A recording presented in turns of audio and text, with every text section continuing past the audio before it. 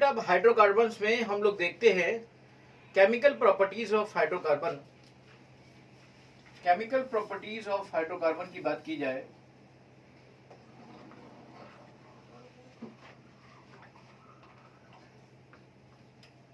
इसे हम कह सकते हैं हाइड्रोकार्बन।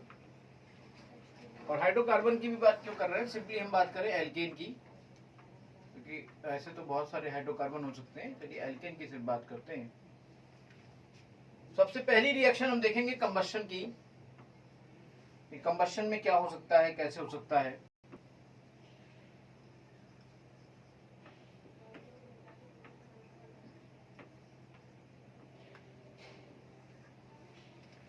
कंबशन की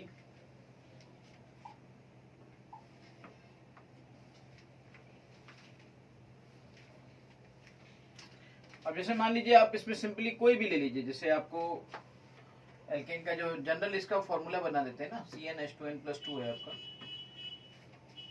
और ऑक्सीजन के साथ कंबशन होता है और आपका ये बनता है। तो हम सब जानते हैं कि CO2 बनेगा प्लस H2 बनेगा, ये ऐसे बनेगा। अब ऐसा कर लीजिए ना कि ये N है तो ऐसे N कर लीजिए। अब इस तरह से यहाँ पर आपका ऑक्सीजन देख लीजिए, ये 2N बन गया और ऑक्सीजन आपका 2N+1 हो गया। तो 2N+1/2 कर दीजिए, यहाँ पर 2N+1/2 ऐसे कर दीजिए। लेकिन इससे पहले कि आप ऑक्सीजन को बैलेंस करें, आपको एक बात को और ध्यान देना पड़ेगा। पहले आप इस काम करिए, पहले आप इसको ना बैलेंस करके पहले आप इसको बैलेंस करिए, हाइड्रोजन को बैलेंस करिए। हाइड्रोजन यहाँ पे देखिए जरा, उसके बाद ऑक्सीजन फाइनल निकल के आएगा ना। हाइड्रोजन 2N+2 है और ये है आपका H2O। तो यहाँ पर अगर हम N+1 ले लें, ये N+1 ले लें तो ये हो जाएगा। इस तरीके से आपका देखिए हाइड्रोजन भी आपका बैलेंस हो गया, N+1 ले लिया। अब ऑक्सीजन देखिए टोटल इधर कितने हो गए, ऑक्सीजन इधर हो गया 2N और इधर हो गया N+1, तो ऑक्सीजन टोटल हो गया आपके 3N+1। अब आप इसको चाहें तो अलग कर सकते हैं, इसको आप ऐसे कर लीजिए 3N+1 divided by 2।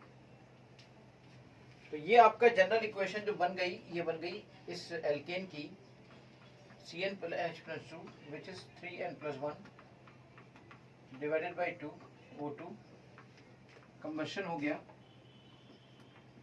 NCO2 plus N+1 H2O। इस तरीके से ये बेटा हो गया पूरा।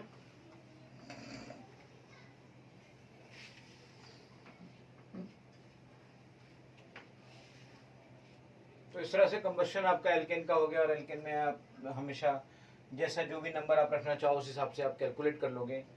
CH4 के लिए करोगे तो भी रख सकते हो, एक जनरल फॉर्मूला ही दे दिया मैंने आपको, तो टेंशन ही खत्म हो गई।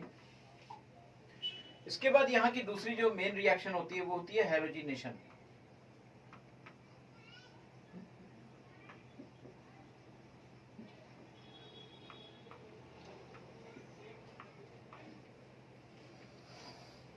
हैलोजिनेशन का मतलब हुआ कि कहीं पर भी अगर आपका मान लीजिए RH है तो उसका X2 के साथ रिएक्शन,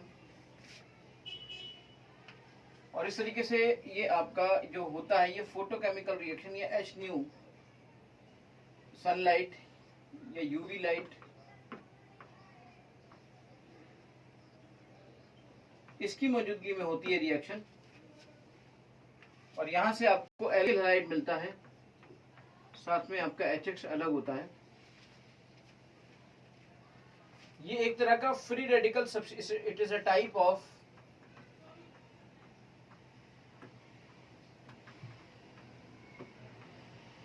फ्री रेडिकल सब्स्टिट्यूशन।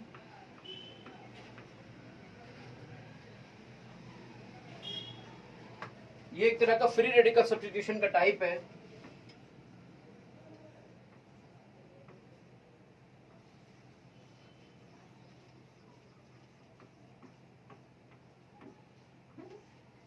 ये आपके फ्री रेडिकल सब्स्टिट्यूशन का टाइप है।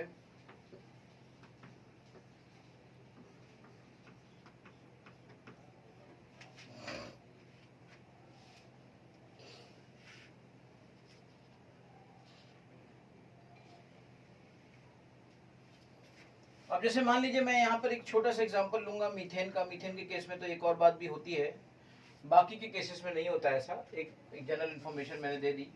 चलिए मैं एक छोटा सा एक केस लेता हूँ मीथेन का, और मीथेन में मैंने मान लीजिए मैं इसके साथ ऐसे रिएक्ट करा रहा हूँ, यूवी लाइट है या जो भी है। तो इस तरह से ये आपका बन गया CH3Cl, ये आपका बन गया HCl। देखिए अगर ये आपका एक पॉसिबिलिटी है तो आगे की भी पॉसिबिलिटी है ना।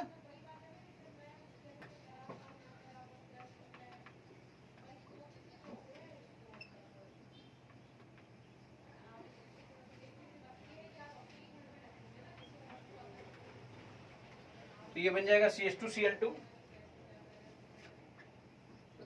और ऐसा भी हो सकता है कि CH2Cl2 फिर एक H को रिलीज कर देगा, एक H को सब्स्टिट्यूट कर देगा, और ये बन जाएगा आपका CHCl3 प्लस HCl। इसी तरह से ये रिएक्शन आपकी आगे बढ़ती जाएगी। फाइनली आपका Cl2 आपका अगर और ज्यादा आ जाए, और अगले स्टेप की मैं बात करूं तो CHCl3 फिर से उसका क्लोरीनेशन होगा, और क्लोरीनेशन होकर ये बन जाएगा आपका CCl4, और ये बन जाएगा आपका HCl। अब मैं आपको इस रिएक्शन के ये आपने 4 चीजें देखी, अब मैं इनका फाइनल कंक्लूजन आपको बताता हूं। ऐसे मान लीजिए अगर आपने CH4 प्लस Cl2 और ये बना आपका CH3Cl, तो अगर कहीं पे ये लिखा हो ये एक्सिस में है, ये एक्सिस में है, तो आप कहना ये मेजर होगा, यही मेजर होगा। आगे जाएगा भी तो वो कम बनेगा। लेकिन मान लीजिए उसने क्वेश्चन में ये दे दिया, ये ना देकर उसने क्वेश्चन में दे दिया कि हमने क्लोरीन को एक्सिस में ले लिया, और तब आपसे वो पूछने लगे कि प्रोडक्ट क्या होगा, तो आप कहना अगर क्लोरीन एक्सिस में होगा तो फाइनली प्रोडक्ट आपका CCl4 होगा। तो ये एक्सिस में होगा तो ये मेजर होगा। बाकी बनेंगे सब, चाहे कोई भी एक्सिस में हो, बनेंगे सब। लेकिन मेजर की बात करें तो यहाँ पे मेजर ये होगा और यहाँ पे मेजर ये होगा। यही क्वेश्चन अक्सर ऑब्जेक्टिव के फॉर्म में आपके पास आता है। ये नॉर्मल क्लोरीनेशन की मैंने बात की, लेकिन चलिए अब मैं यहीं पर, जैसे कि मैं आपको बताऊं, यहां पर फ्लोरीनेशन और आयोडीनेशन नहीं होता है, फ्री रेडिकल मैकेनिज्म से नहीं होता है। उसके लिए हमें फ्लोरीनेटिंग एजेंट्स या फिर आयोडाइजिंग एजेंट, ऑक्सीडाइजिंग एजेंट आयोडीनेशन के लिए यूज करने पड़ते हैं। जैसे मान लीजिए मेरे पास कोई एक, अभी मैंने डिस्कस किया, सवाल उठा, चलिए थोड़ा इससे पहले कि कुछ और डिस्कस करें, इस फ्री रेडिकल मैकेनिज्म को समझ लेते हैं। ये फ्री रेडिकल रिएक्शन जो है, फ्री रेडिकल रिएक्शन की मैकेनिज्म को थोड़ा सा समझते हैं कि ऐसा कैसे होता है। तो पहली बात तो मैं आपको बताऊं, रेडिकल मैकेनिज्म की 3 स्टेप होते हैं बेटा। Radical mechanism having 3 steps.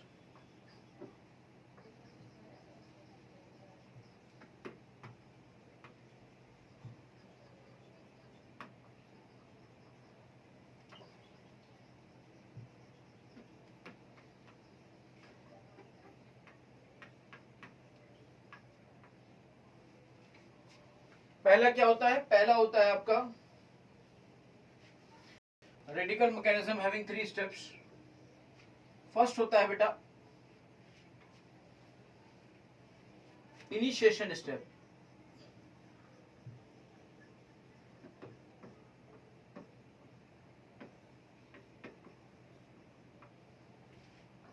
दूसरा होता है आपका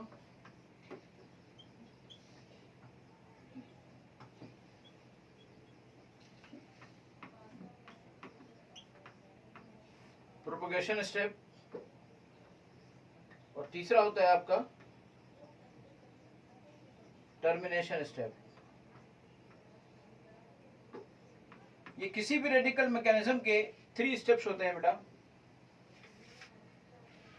इनकी अगर मैं थर्मोडायनेमिक्स समझूं, इनकी मैकेनिज्म की बात समझूं, इसकी थर्मोडायनेमिक्स की मैं बात करूं कि अगर इसकी थर्मोडायनेमिक्स की बात की जाए जिसके बेस पर ये पूरी मैकेनिज्म होती है,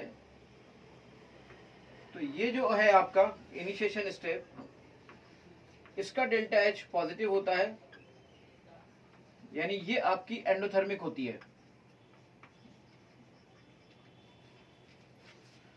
और प्रोपगेशन स्टेप्स होते हैं, इसमें कई सारे स्टेप्स होते हैं। स्टेप, चाहे स्टेप आपका 1 हो, चाहे 2 हो, चाहे 3 हो, ऑल स्टेप्स आर एक्सोथर्मिक। सभी के सभी स्टेप्स आपके एक्सोथर्मिक होते हैं। All steps are exothermic, all steps are exothermic. जब ऐसा होता है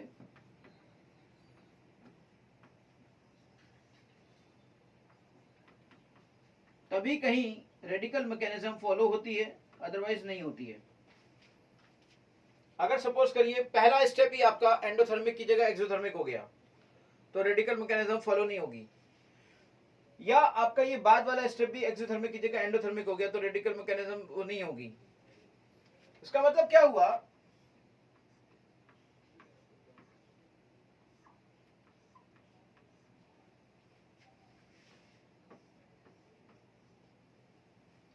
कि जहां पर ये चीजें कंडीशन फॉलो होंगी वहीं पर रेडिकल मैकेनिज्म होगी।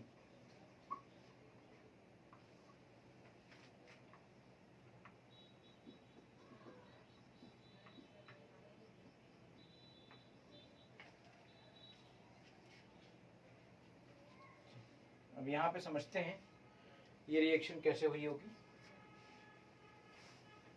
जिसे आप ओवरऑल रिएक्शन ऐसे बोल रहे हो ना, इसकी मैकेनिज्म जरा देखते हैं ये बना कैसे है।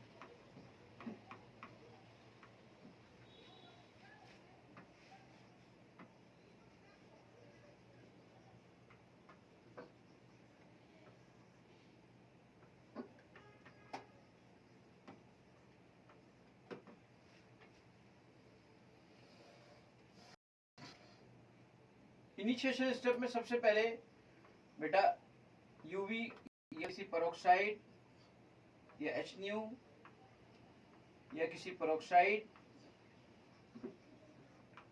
एक्चुअली इसका एक फॉर्मूला होता है हेल्पर। इनिशिएशन स्टेप के लिए या तो हीट की रिक्वायरमेंट है, या इलेक्ट्रिसिटी कहीं पे लिखा होता है, या इलेक्ट्रिक की रिक्वायरमेंट है, या लाइट की रिक्वायरमेंट है जिसे हम HNO लिखते हैं, या पेरोक्साइड की रिक्वायरमेंट है, या फिर कोई रेडिकल खुद ही आ जाए तो रेडिकल दूसरे रेडिकल को जनरेट कर दे। इनसे रेडिकल्स जनरेट होते हैं बेटा। ये इनिशिएशन स्टेप के लिए मस्ट रिक्वायरमेंट है रेडिकल मैकेनिज्म को फॉलो करने के लिए। अब यहां पर इस तरीके से ये रेडिकल्स बेटा जनरेट हो गए, ये रेडिकल्स जनरेट हो गए, और ऑब्वियसली इसको तोड़ने के लिए इसका जो डेल्टा एच होगा वो पॉजिटिव होगा, एनर्जी देनी पड़ेगी।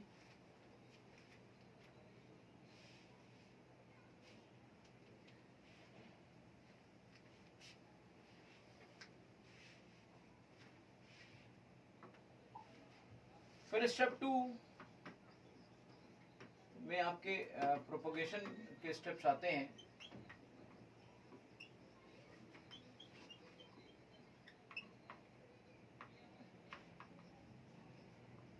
प्रोपगेशन के स्टेप्स आते हैं जब, तो इस प्रोपगेशन के स्टेप्स में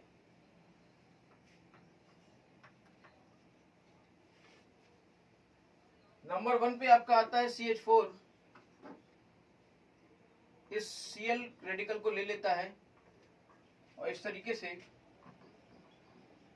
CH3 रेडिकल प्लस HCl बन जाता है। स्टेप 1 ये बन जाता है। दूसरा स्टेप ये बनता है कि जो CH3 रेडिकल होता है ये Cl2 को ले लेता है और इस तरह से ये CH3 प्लस Cl रेडिकल बन जाता है। ध्यान से देखिएगा, जो भी प्रोपगेशन स्टेप्स होते हैं उनके जो जितने भी स्टेप्स यहाँ पे आते हैं अगर उनका सम करोगे ना तो आपको ओवरऑल रिएक्शन मिलेगी। जैसे अगर आप इन दोनों का सम करोगे तो आपको जो ओवरऑल रिएक्शन आप शुरू में देख रहे थे वो पूरी की पूरी ओवरऑल रिएक्शन आपको मिलेगी।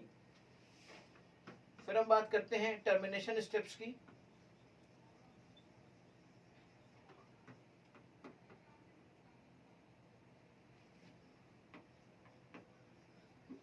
इसमें जो भी रेडिकल बचे हुए होते हैं, ये रेडिकल आपस में जुड़ जाते हैं, फिनिश हो जाते हैं इसमें।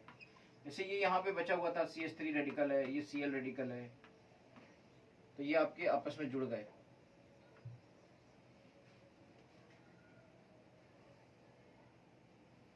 या इसका डिस्प्रोपोर्शनेशन हो गया, रेडिकल रेडिकल से आपस में मिल गया, और रेडिकल रेडिकल से आपस में मिलकर इस तरीके से ट्रेसेस ये सब बनते हैं। या इसका मान लीजिए ऑक्सीडेशन हो गया, तो आपकी कार्बीन बन गई। So they all are in traces.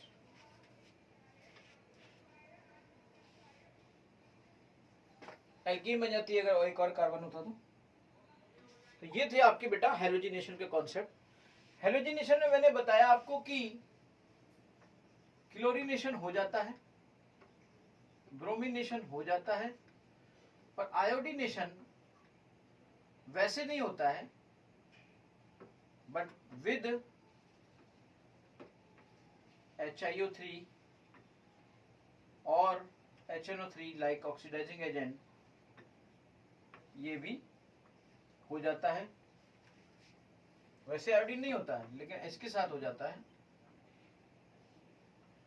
Fluorination नहीं होता, बहुत ही एक्सप्लोसिव होता है, इसलिए फ्लोरीनेशन भी नहीं होता।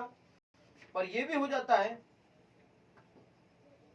विथ HgF2 फ्लोरीनेटिंग एजेंट्स, और भी बहुत सारे होते हैं फ्लोरीनेटिंग एजेंट्स, उनके साथ ये हो जाता है।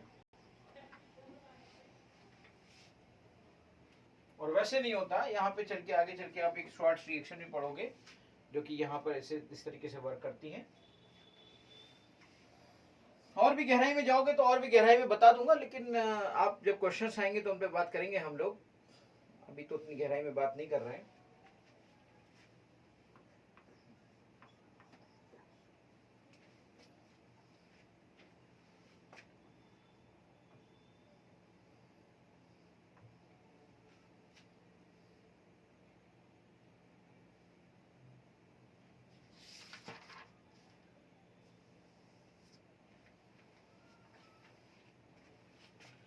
अब मैं रिएक्शन रेट्स की अगर बात करूं तो for chlorination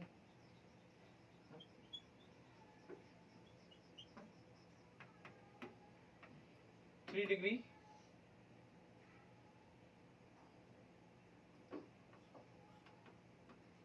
two degree H को अब्स्ट्रैक्ट करना और 1 डिग्री H को अब्स्ट्रैक्ट करना, उसका जो रेशियो होता है वो होता है 5:3.8:1। भाई H को निकाल कर ही तो Cl आता है। 3 डिग्री को निकालोगे तो 5 का रेशियो लोगे, 2 डिग्री को निकालोगे तो 3.8 का रेशियो लोगे, और 1 डिग्री को निकालोगे तो 1 का रेशियो लोगे। इसी हिसाब से आप परसेंटेज कैलकुलेट कर पाओगे। अगर बात आए यहाँ पे फॉर ब्रोमिनेशन,